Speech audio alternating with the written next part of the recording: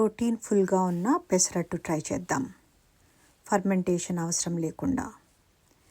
పెసలతో పాటు కొంచెం బియ్యం మరియు శనగపప్పు కలుపుకుంటే పెసరట్టుకి క్రిస్పీ టెక్స్చర్, గోల్డెన్ కలర్, ఇంకా మంచి ఫ్లేవర్ వస్తుంది.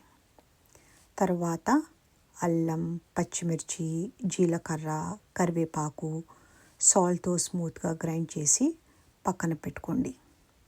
ఇప్పుడు అల్లం పచ్చడి కోసం కడాయిలో ఆయిల్ వేసి జీలకర్ర, ధనియాలు, అల్లం, ఎండుమిరపకాయలు, చింతపండు, బెల్లం, ఉప్పు యాడ్ చేసి కుక్ చేసుకొని అన్నీ కలిపి స్మూత్గా గ్రైండ్ చేసి చివరిగా పోపు వేసి పచ్చడిని రెడీ చేసుకోండి.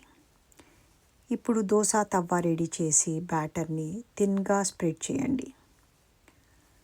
పైనుండి చాప్డ్ ఆనియన్స్, జీరా స్ప్రింకిల్ చేసి ఆయిల్ కానీ గీతో డ్రిజిల్ చేసి స్లోగా కుక్ చేయండి.